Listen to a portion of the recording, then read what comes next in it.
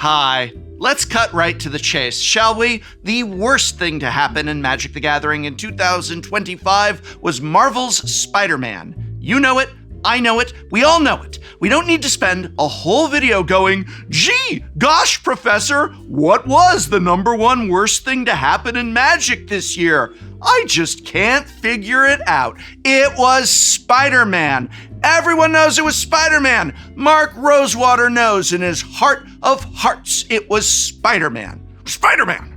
Marvel's Spider-Man was the biggest disaster of a set this game has seen in quite some time. Spider-Man was originally intended as an Aftermath-style mini-set, but when that product model proved to be a failure, instead of dropping it and moving on with their lives, the Hasbro Corporation, in obligation to their contracts with the Walt Disney Corporation, scrambled to add another 70-some-odd cards to the file so as to repurpose it as a standard set, delaying the release of Lorwyn Eclipse, which was originally slated for 2025. This last-minute rush job brought us such all-stars as the Masked Meower, City Pigeon, and Hot Dog Cart. And of course, who can forget Bagel and Schmear? With the fact that this was now a standard set, Wizards of the Coast had to somehow make it draftable, even though it was never designed to be. They even invented a 4-player draft format to try and make it all work. Unfortunately, and unsurprisingly, Spider-Man Limited was terrible regardless of how you drafted the set.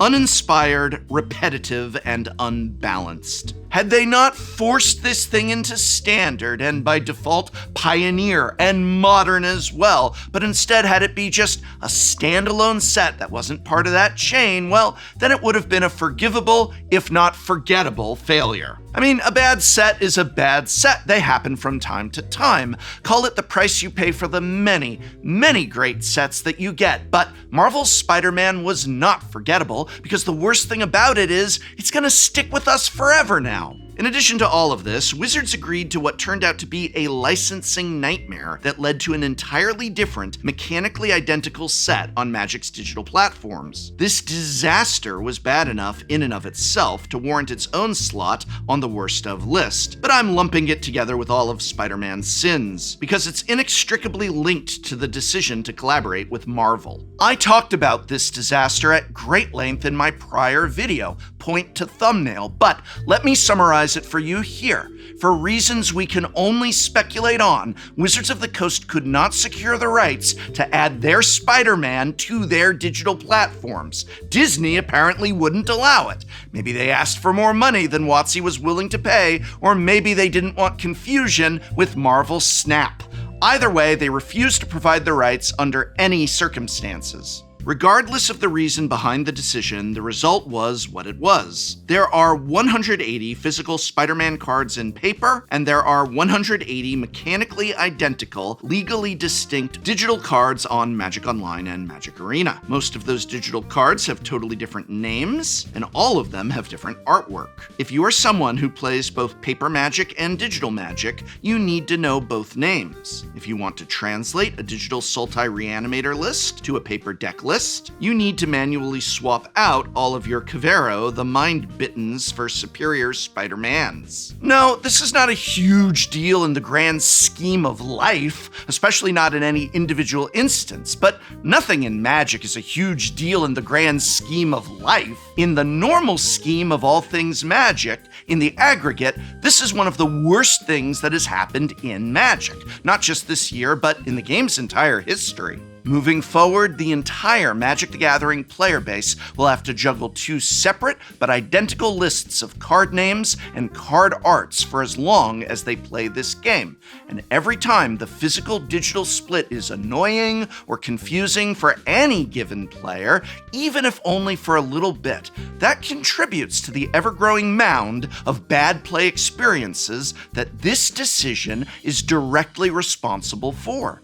And soon, this won't just be the case for one small set. As soon as we get Marvel Snap Heroes, a complete 280 card set, there will be more than 400 total cards in Magic that have one name in paper and another online. And then we're gonna get the third Marvel set coming down the pipeline. and that'll mean there's over 600 cards like this. And it seems like there's even more Marvel sets coming, but at least 600 cards that are all in standard at the same time, all of which are different online than they are in paper. The fact that Wizards of the Coast felt it was worth degrading the integrity and fidelity of the game for the sake of what? Getting to do a Marvel set is without doubt the worst thing that happened in Magic this year. But Spider-Man is sadly not the only bad thing to happen in Magic the Gathering this year, and in this video, I'll tell you about the other 4 worst things to happen, plus one very dishonorable mention. As always, this list will consist exclusively of bad things done by Wizards of the Coast, by the company that makes this game.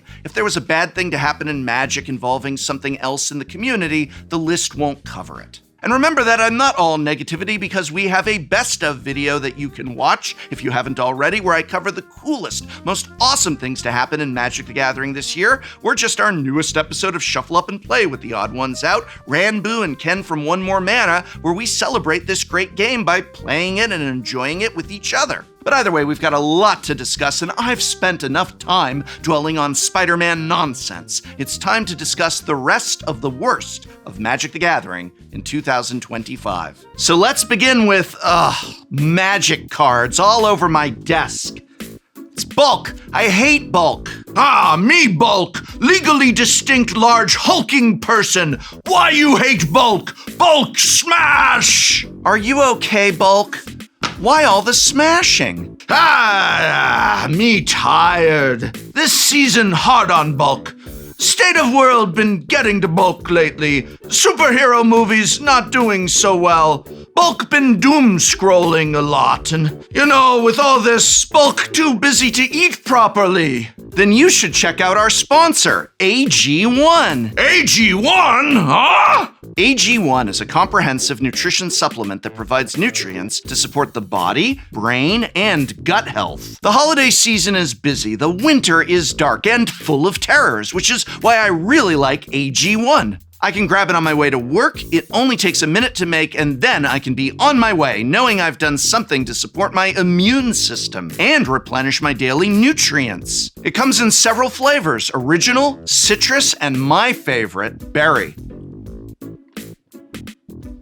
I like it very, very much.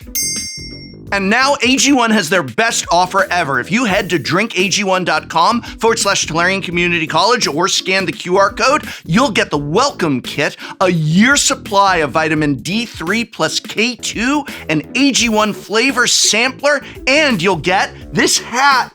It says morning person, because with AG1, you might become a morning person. You'll also get to try their new sleep supplement, AGZ, for free. That's $126 in free gifts for new subscribers. Now bulk drink AG1 every day. Grow strong like Kibler. Smash like Kibler. Bulk have energy again thanks to AG1. Thank you, AG1, sponsoring this video.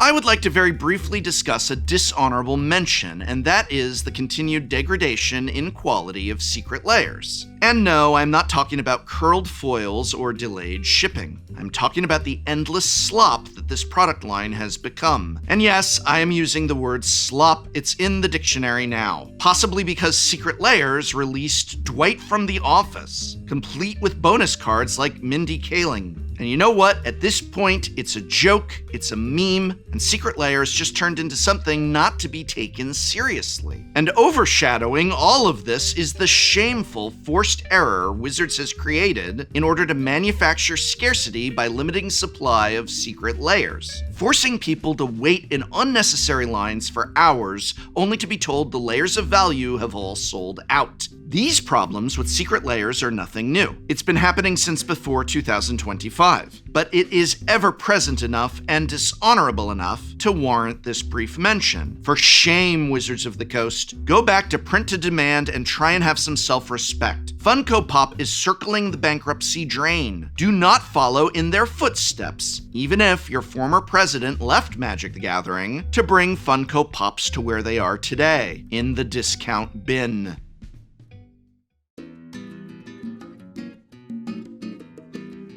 Okay, let's wade into the muck. Coming in at number 5, we have the worst in-universe set of the entire year, and one of the worst in-universe sets in recent memory. I'm speaking, of course, of Aetherdrift, where Magic the Gathering met wacky racers.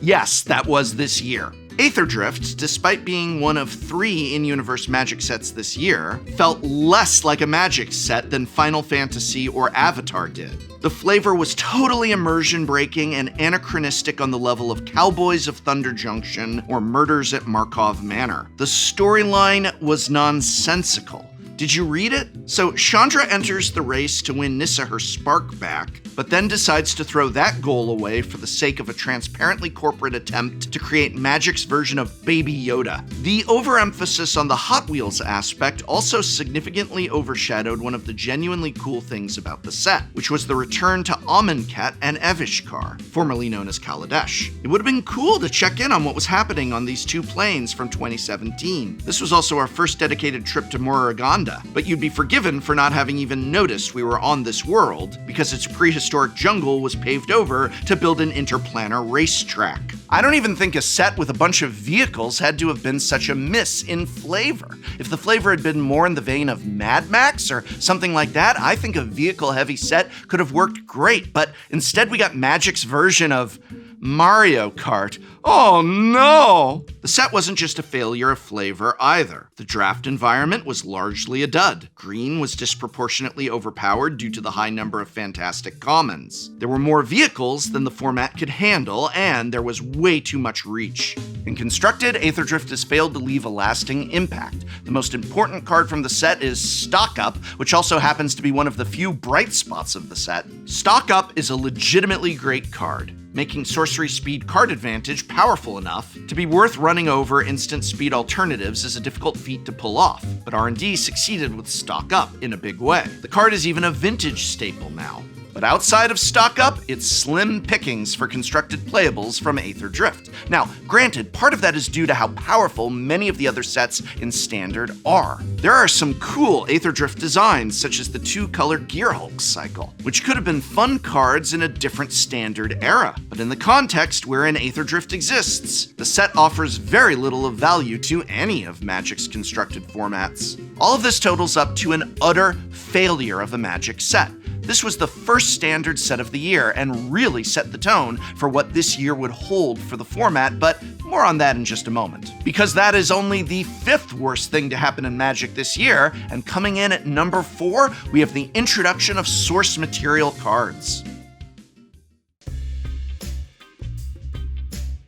Source material cards are what Wizards of the Coast calls ripping a screen grab from an image of some other property and pasting it unchanged onto an existing Magic the Gathering card. The idea is that this moment or character from the other property is similar to the Magic card that's getting reprinted. Unfortunately, source material cards are a terrible execution of this concept. The cards look sloppy, with barely readable text and comical art cropping. Take a look at this Final Fantasy Urza Terra Branford. Do your eyes not hurt trying to parse the text box? What about Final Fantasy's Godo Bandit Warlord, reskinned as Gilgamesh Weapon Collector? Imagine trying to read what this card does if you didn't already know what Godo did. So many of the Final Fantasy reprints already had crowded text boxes as Magic cards. As Final Fantasy cards, these wordy abilities are migraine-inducing. The text on the Avatar cards are just as bad. For many of them, a child could point out better spots for the text to go. Look at Elemental Bond, depicting Aang learning earthbending from Toph. Look at how much empty space is sitting unused in the bottom third of the card. Same deal for Lifelong Friendship, the reskin of Eladamri's Call. Even worse, some source material cards reference the exact same moment that cards in the actual set depict. Would you believe that Mirrorwing Dragon is a totally different card from Ran and Shaw, rather than simply an alternate art treatment for Ran and Shaw? Yes, they have the same mana cost and nearly identical art, but look, Ran and Shaw is a 4/4 while Mirrorwing Dragon is a 4/5. You fool!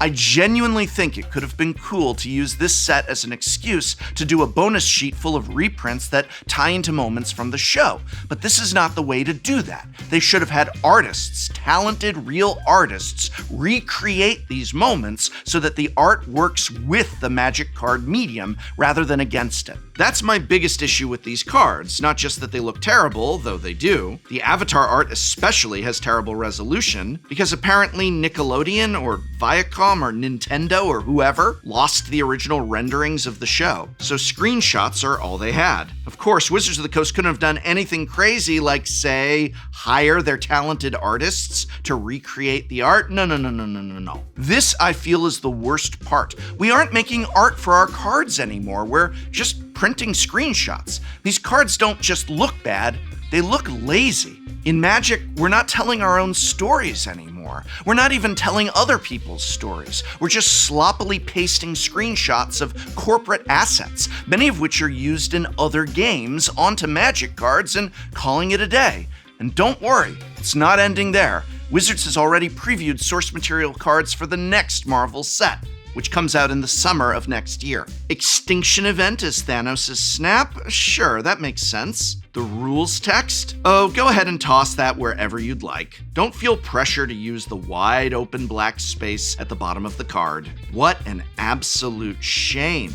And yeah, like I said, those previews come from Marvel Superheroes, a set that is not due out until summer of next year. But we had a major stream packed full of previews and intense corporate hype nonetheless, at a time when we could have been, should have been, talking about Lorwyn Eclipsed. Why is this a problem? Well, it's like corporate has decided to all but cancel preview season for Lorwyn Eclipsed, and we saw this earlier this year when Edge of Eternities was interrupted with an intense bombardment of Spider-Man hype and previews mere days before the set went live. Which is why the number 3 worst thing to happen in 2025 is overhype of Universes Beyond sets at the expense of Magic's actual in-universe sets.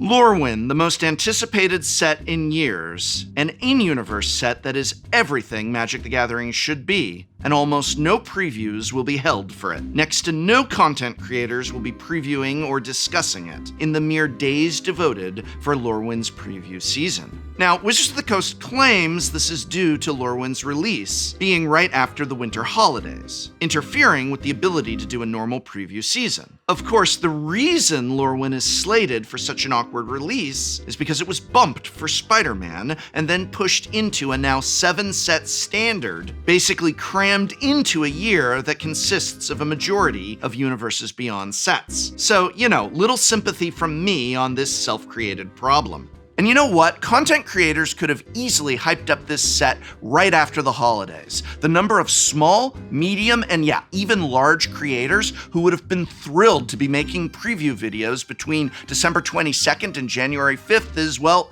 pretty much all of us. I guarantee you, if you ask your favorite Magic the Gathering YouTuber, podcaster, Twitch streamer, or article writer, if they'd have been happy to hype up Lorwyn Eclipsed with exclusive preview content somewhere between December 22nd and January 5th, they'd have said, yeah, of course, let me make free commercials for you, billion-dollar corporation. And again, we just had a major hype stream for Marvel Superheroes literally days before they announced that there just wasn't time to promote Lorwyn. Here's a thought. Instead of promoting the 2026 summer set a few days ago, promote Lorwyn Eclipsed and use that as the start of a major hype season promoting that set.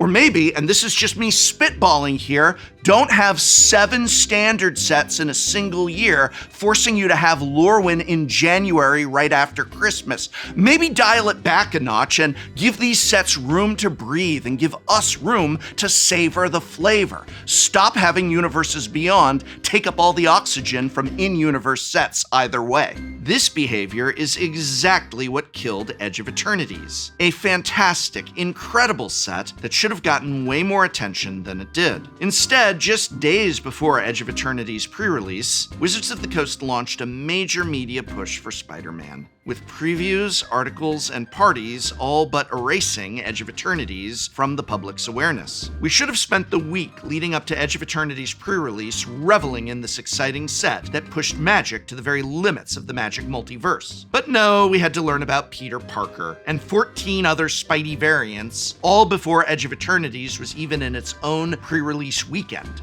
And this is why I could not include Edge of Eternities in my best of video, because the set was hobbled by the very company who made it. It was the best set of the year, in my opinion, but it was erased by Marvel and Marvel hype. The conversation about it ended before it could even begin. And though it was not technically Universes Beyond, this over-eager and over-early use of previews also served as the death knell for Innistrad Remastered. Do you remember Innistrad Remastered?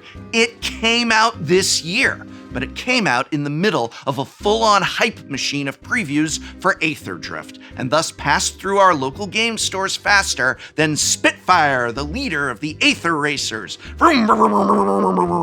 Innistrad Remastered was a cool and loving tribute to the favorite plane of many Magic the Gathering players. But sadly, it came out smack in the middle of those Aetherdrift previews. Pre-release for Aetherdrift literally started 2 weeks after Innistrad Remastered was released. 2 weeks! And because previews start about 2 weeks before the release of a new set, Innistrad Remastered was drowned in the hype for a set so wacky, it might as well have been Universes Beyond. As a result, Innistrad Remastered had what was essentially a failure to launch, and we likely won't see another remastered set anytime soon. I liked remastered sets, but this is probably the end of them, at least for some time. And you can bet Teenage Mutant Ninja Turtles will have the full hype machine behind it. Unlike Lorwyn, and Marvel Superheroes will have the full hype machine behind it. In fact, the hype for that already began. All the while, great sets like Edge of Eternities come and go with little fanfare or attention.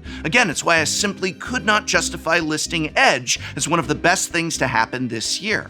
It's a great set, my favorite set of the year, and yet it was not nearly as significant of a release as any of the Universes Beyond sets that we received this year. There is no reason to be previewing cards from a set that is 6 months away. There is no reason to be previewing the next set during or days before the pre-release of a current set. The fact that this year was filled with it was one of the worst things to happen. We should be enjoying where we are when we are there, not sprinting ahead to whatever the next thing is, let alone the next thing.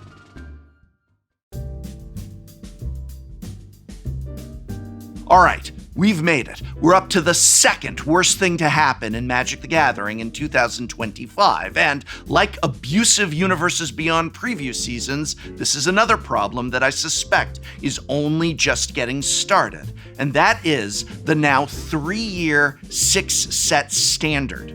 It is more than overwhelmingly absurd. It is a disaster for the format and for the game. We have enough data to make this claim now.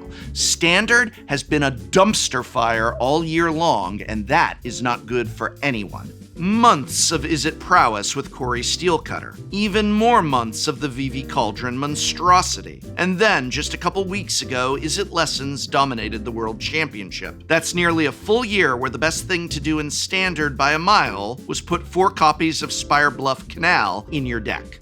I mentioned this statistic in my video on the death of Pioneer, but I want to reiterate it here. At the current set release rate and legality window, the smallest Standard can possibly be now is bigger than the largest Standard could ever be for decades under the old system. Back when Standard consisted of 2 4-set years, Standard maxed out at 8 sets. At the time of rotation, you had just 5 sets total in Standard. Compare that to rotation this year. Standard consisted of 11 sets, more than twice as many as the smallest Standard formats used to have. And it's about to get worse because we're about to shift to 7 Standard sets in a year. Are you ready for that math? Once we've had 2 years of 7 sets Standard, which we will have, here's what Standard will look like at the time of rotation. 2 years of 7 sets each, plus the first set of the new year, plus foundations. A grand total of 16 16 sets, and this will be the smallest that Standard can be, the smallest. Quite literally twice the size of the maximum standard size of 8 sets under the old system. What does this do to the format? Well, have you seen what Standard has looked like over the last year? This year has seen an astounding 10 cards banned in Standard,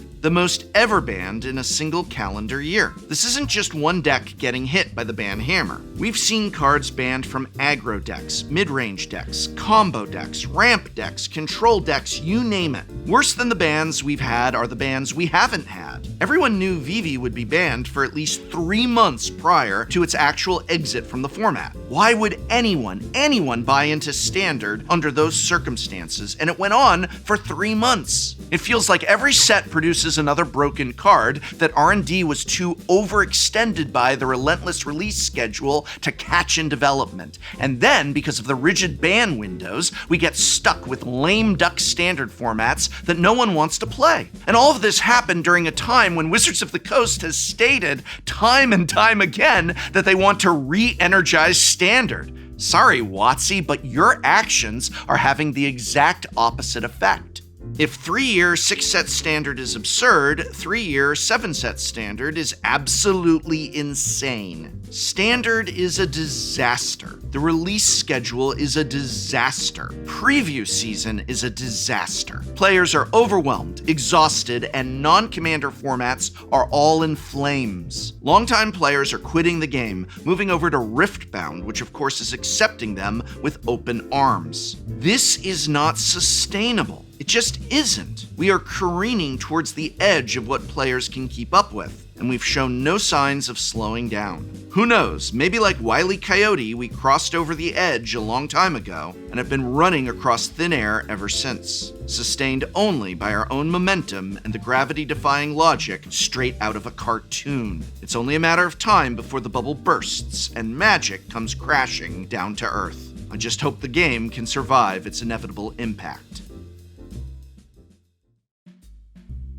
And of course, the worst thing to happen this year is Spider-Man. But I said that at the start of the video, and you already knew it before clicking on the video. But hey, what about you? What do you think are the worst things to happen in Magic this year, besides Spider-Man? Do you disagree with any of my picks, besides Spider-Man? Let me know in the comments below. And be sure to watch our Best Things to Happen in Magic the Gathering 2025 video, as well as our newest episode of Shuffle Up and Play with the odd ones out, Ranboo and Ken from One More Mana. If you think all I do is complain, well, then you've missed the other 2 videos prior to this one, as well as all of these, which are just like within the last 7 to 10 days and are all positive. You missed a lot of videos. Watch one of them. That one, or that one, or that one. But whichever one you watch, from the bottom of my heart, thank you for watching. I hope you have a peaceful and restful end to your 2025.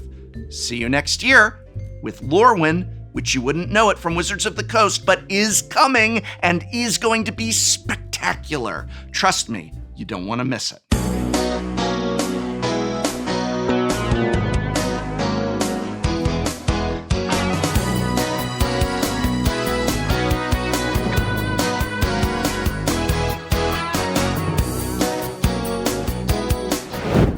Next time on Shuffle Up and Play. Welcome to Shuffle Up and Play. Today, Mystery Booster 2, but we will each be building a commander deck from the contents. It's a huge set. I'm trying to remember. How many cards are in it? I don't know what I'm supposed to be doing with the garbage, by the way, so I've just been chucking it behind me. Our highly skilled editors will love picking up Foxy's garbage. I'm gonna pick it up! Play a Forest and a Mox Poison. Oh! How did Fast Mana get into this? Josh made the saddest face. Look at that! How am I supposed to? I hate you for 7. Untap. Yes, you will. Thank you so much It for resolves. allowing. I will resolves. draw. Okay. It resolves. Thanks so much. You haven't said how's it once. You said hello in your intro. How's it? How's it? How's it? Now you got it. Editors, All you're right. good? Okay. Yeah.